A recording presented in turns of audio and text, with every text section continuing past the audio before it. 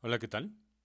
Continuamos con nuestro curso de cálculo de varias variables. Pasamos ya a la unidad 2, funciones vectoriales, y la sección número 1 de esta unidad, que será la introducción a las funciones vectoriales, definición y algunas representaciones básicas. El contenido de esta sección está dividida en estas partes. Primero vamos a ver el concepto de una función vectorial, luego cómo generar nuevas funciones a partir de una función vectorial. Después empezaremos a graficarlas, que es una parte fundamental para entender lo que es una función. Y por último vamos a ver el dominio de la función vectorial junto con los límites y continuidad de funciones vectoriales. En resumen, vamos a ver que todas estas cosas que vamos a aprender o ver o conocer en esta sección son muchos de los conceptos que vimos en secciones pasadas, de los conceptos de vectores y de lo que recibiste en tu curso de cálculo diferencial integral. Pasemos a funciones vectoriales en Rn. Aquí te hago una representación gráfica de más o menos lo que sería como una trayectoria y un vector que va desde el origen hasta acá. Se puede decir que es un vector que va desde el origen a cada punto en el tiempo, ¿no? Puede ir de aquí a aquí y de aquí a aquí. Bueno, pues esta curva o esta gráfica se le llama función vectorial. Aquí es importante mencionar que no es lo mismo que una curva, es una gráfica y tiene dirección, tiene un sentido para dónde crece, ¿no? Bien, esta es nuestra definición de función vectorial. Es una regla que asigna a cada elemento t de un conjunto un único vector r de t de Rn. Esto se escribe como r que va de a en Rn. O, de manera más explícita, a cada número t le va a asignar una eneada, ¿sí?, configurada en este ángulo que significa vector. Entonces, para cada número t voy a obtener un vector. Aquí es importante comentarte que cada RI de t de esta eneada es una función de una variable real. Por lo tanto, es válido todo lo que hiciste de cálculo diferencial e integral en cada coordenada, en cada entrada. Todo lo que sabes de límites, continuidad, derivación, integración, etc., es válido aquí. Veamos un ejemplo. En este gráfico, en estos gráficos, te estoy mostrando una cierta curva y aquí una función vectorial. O en este sentido, aunque tú lo conozcas como una circunferencia, pero aquí tiene un sentido, esto es una función vectorial, ¿no? Para cada número t, o cada ángulo en este caso, doy las coordenadas o un vector de aquí a aquí. Aquí es importante decir como que doy este vector. De aquí a aquí. En fin. Estos son los ejemplos sencillos para empezar a captar un poco las ideas. Nótese que, por ejemplo, en el primer caso, pues simplemente doy cuánto vale o cómo se calcula en la coordenada y en la coordenada j. En este caso, para el ejemplo 1, te estoy escribiendo en la coordenada en x, x coseno, 5 coseno de t, y en la coordenada en y seno, x 5 seno de t. A grosso modo, esta curva, ¿sí?, es una circunferencia de radio 5. Bueno, después vamos a ver por qué exactamente me da esta circunferencia. O sea, ¿por qué no dices, oye, pero por qué no hace así, por ejemplo, ¿no? Vamos a ver con detalles después. ¿Vale? Para hacer un poco de concepción algebraica, yo simplemente digo qué fórmulas te digo en x y en y, y las junto, las pongo en forma vectorial y tengo una función vectorial. Veamos unos ejemplos representativos. En este caso, te estoy presentando un círculo azul, ¿sí? Aquí tenemos un círculo azul y alrededor de él da vueltas un círculo negro, ¿sí?, que da vueltas alrededor, va caminando sobre el disco azul. Cada uno tiene un diferente radio y me fijo en un punto en especial del círculo negro al irse moviendo. Entonces, cuando mi círculo de color negro se mueve aquí, aquí quedó nuevamente el punto P. Sí, este punto P. El punto P pertenece al círculo negro. Cuando está, por ejemplo, aquí, ¿sí?, pues se podría decir que aquí estaría mi punto P. Y entonces me fijo en esta trayectoria que va dándose aquí. Y bueno, resulta que esto es una función vectorial. Este gráfico es muy común, muy popular y se le conoce como epicicloide o epitrocloide. Muy similarmente tengo el cicloide común, un cicloide acortado o un cicloide alargado. Y aquí en este caso lo que tenemos es que en lugar de que el círculo esté dando vueltas alrededor de una circunferencia, como era el epicicloide, aquí mi círculo va rodando sobre el eje de las X y me fijo en un punto en él, ¿sí? Y voy viendo cómo se va representando ese puntito. Ay, yo quisiera rayar, pero creo que no he rayado. Y me fijo cómo va ese puntito representándose, ¿no? Entonces, esta trayectoria, así, se le llama epicicloide. El acortado es cuando me fijo en un punto P, pero no en el perímetro de la circunferencia, sino interno. Entonces me da esta figura así. El tercer caso es cuando el punto no está ni interno ni en la orilla, sino es externo. ¿Sí? Está como salido, y entonces me fijo con esta trayectoria. Bueno, pues para todos ellos vamos a dar sus ecuaciones en su momento, aunque aquí te las pongo, o vamos a deducirlas. ¿Cuál es la trayectoria de este, no? Nótese que se ve muy bonito. Aquí, por ejemplo, cómo está la ecuación de mi epicicloide, ¿no? Y esta es la ecuación de mi cicloide. Lo hice para el cicloide común. Después vemos su deducción. Veamos otro ejemplo. Así de manera muy general, pues ahora si yo doy 3 coordenadas, pues tengo una función vectorial en R3. Por ejemplo, coseno de t, seno de t, t, ¿no? O esta, así nada más me la estoy inventando, t cuadrada, arcotangente, ¿no? O esta, ¿no? En una coordenada pongo una fórmula en t, en otra fórmula en t, y en la tercera coordenada otra fórmula en t. Entonces, todas estas son funciones vectoriales en R3 en esencia, ¿no? Aquí estamos marcando que es en R3. Si yo pongo más coordenadas, por ejemplo, aquí estoy poniendo 1, 2, 3, 4, bueno, hasta aquí llega la 4, 5, 6 coordenadas, bueno, tengo una función vectorial en R5. Y voy a poner más fórmulas. Aquí, por ejemplo, puse en 1, 2, 3, 4, aquí 5, 6. Aquí tengo 6 coordenadas. Entonces este está en R6, etcétera, ¿no? Y nótese que en esencia voy diciendo qué fórmula poner en cada coordenada. Esta sí que está en R98, ¿no? Le voy a quitar 1 porque empecé desde t cuadrada.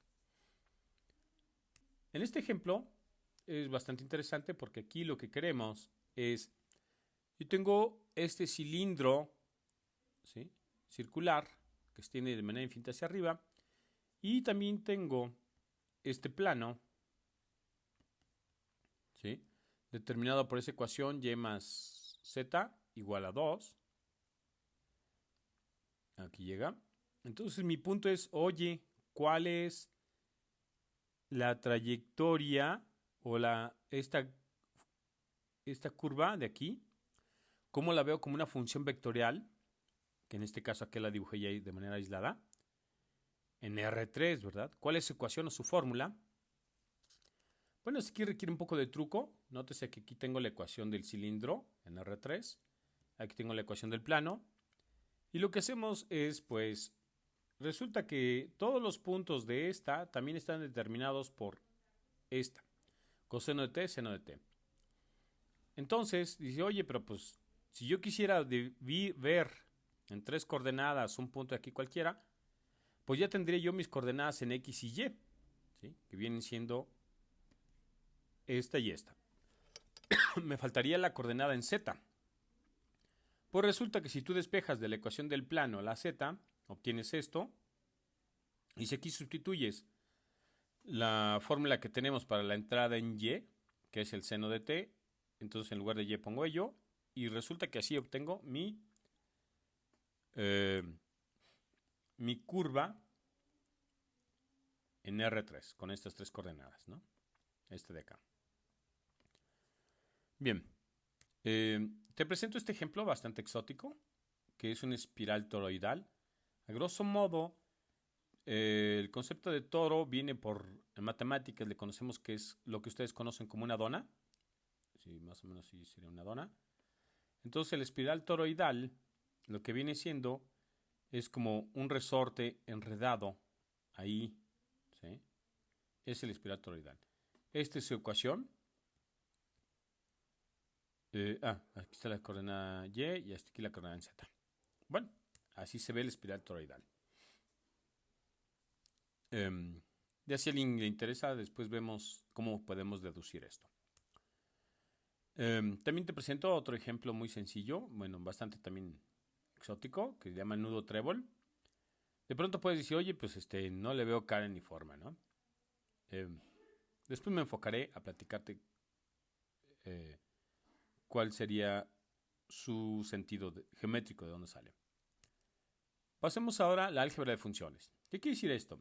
Que si tú tienes un par de funciones, ¿sí? Y alguna constante o un escalar en R, entonces yo puedo generar a partir de esas dos funciones nuevas funciones. Puedo hacer la función vectorial suma, la resta, la función vectorial donde multiplico por un escalar una de ellas, y la función vectorial producto cruz.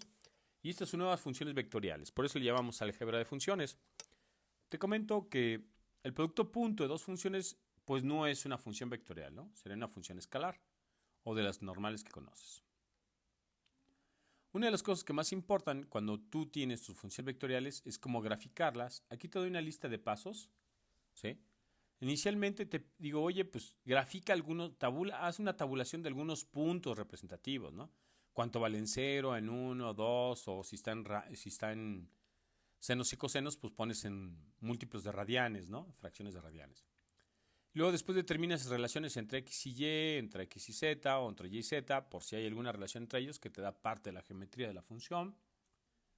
Usando esas relaciones anteriores, determinas a veces algunas superficies en donde queda inmersa o donde se queda como anclada.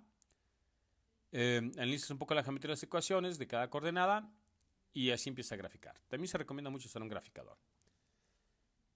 Te dejo este desafío donde te pido que calcules, que grafiques estas funciones vectoriales, tras las curvas. Pasemos a uno de los conceptos más valiosos de con respecto a las funciones, que son las funciones del dominio vectorial. A grosso modo, si tú tienes una función vectorial, su dominio en R, cuando era en R, era donde tenía sentido la fórmula, ¿no? En este caso, como tenemos n fórmulas, una por cada coordenada, entonces el dominio de esta función vectorial va a ser la intersección de los dominios. Así. Por ejemplo, si tú tienes aquí coseno de t, seno de t y t, pues el dominio del coseno, intersección el dominio del seno, intersección el dominio de esta función t, pues en todos son los números reales, o sea que su dominio en total es en números reales. De esta otra, si calculamos el dominio de la primera, y luego calculamos el dominio de la segunda, y luego el dominio de la tercera, de la primera, pues la fórmula no exige nada, ¿no? Entonces son todos los reales. De la segunda dices, oye, esta raíz cuadrada debe ser mayor que 0 siempre, o sea que no puedes tener aquí un número mayor que 1, ni menor que menos 1. Entonces por eso tienes este como dominio. Y puedes incluir los extremos, ¿no? Porque sale raíz cuadrada de 0. Pero en cambio su dominio, pues es que siempre debes de tener diferente de 0. Entonces así tendría que el dominio de mi función R3 es la intersección de la primera función, del dominio de la primera, intersección con el dominio de la segunda, intersección con el dominio de la tercera. A grosso modo dice, se me dicen todos los reales, esto me dice de menos 1 a 1, y este dice, oye, descarta el 0. Entonces nos queda esta intersección. Otra forma de ver esto, lo voy a detallar un poquito, es que, por ejemplo, este sería de color verde, esto vamos a poner que sea de color rojo, y a ver si se nota, bueno, así se va a notar, y este color azul. Entonces, si yo dibujo los números reales, aquí es el 0, entonces de color verde son todos los números reales, ¿no? Entonces sería de aquí hasta acá. De color rojo, diría, oye, nada más de menos 1 a 1, y eso es color rojo. Y de color azul dice, oye, descarta el 0. Entonces aquí le hago un agujero, le doy un balazo. Y es para acá y para acá. Bien, ¿qué parte de los números reales tienen los tres colores? A fortiori, los tres colores. Pues resulta que es esta parte que exactamente escribimos aquí. Bueno, pasemos a límites y continuidad de funciones vectoriales. Aquí, como te lo había comentado antes, todo lo que sabías de R, de las funciones escalares o de tu curso de cálculo diferencial integral, es válido. Por eso paso directo a las definiciones. En este caso estoy definiendo que el límite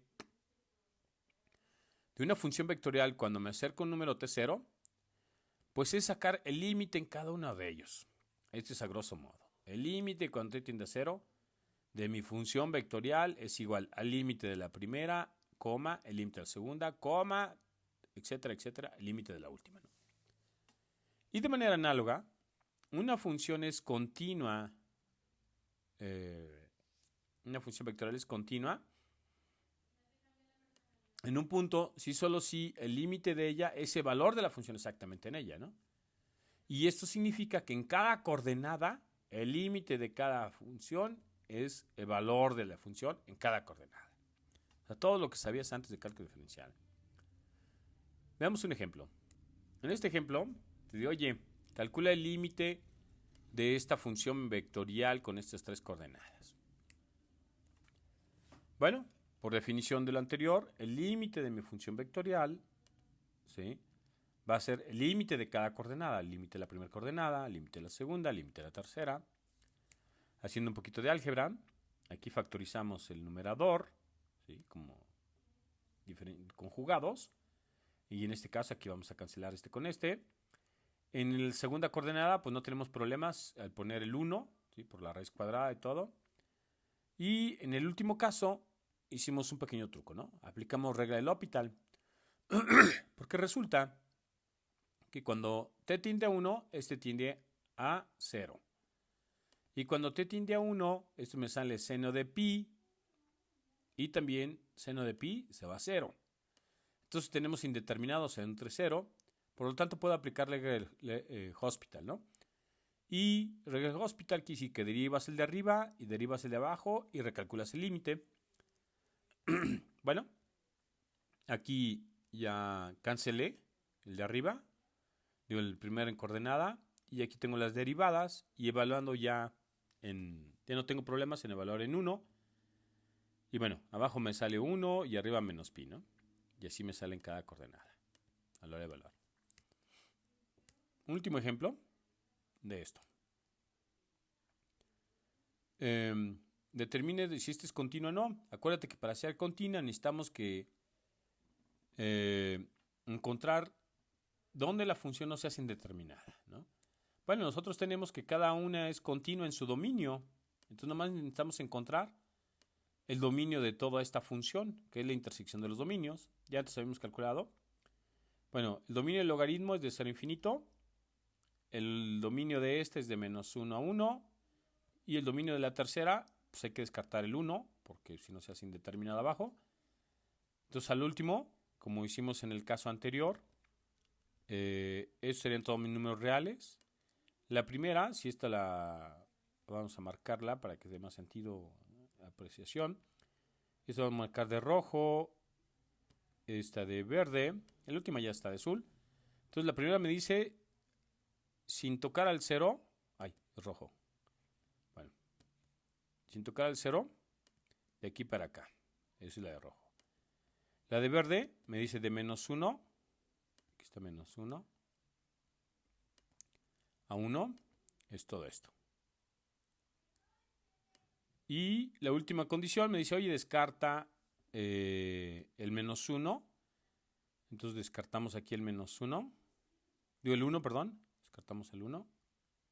Y es todo esto azul. Entonces la pregunta es, oye, ¿qué parte tiene los tres colores? Rojo, azul y verde. Pues resulta que nada más esta partecita de aquí, ¿no? El menos 1, 1,0. Y de esta manera tenemos el dominio. Te dejo este desafío, ¿sí?, para que lo completes para asimilar el contenido de aquí en la unidad. Y también te dejo estos problemas para que se entregues en tiempo y forma. Por último, te encargo estas actividades de reforzamiento. Son muy recomendables para asimilar el conocimiento. Muchas gracias. Espero tus observaciones, preguntas, dudas, comentarios, etc. Te felicito por tu dedicación de nuevo. Hasta luego.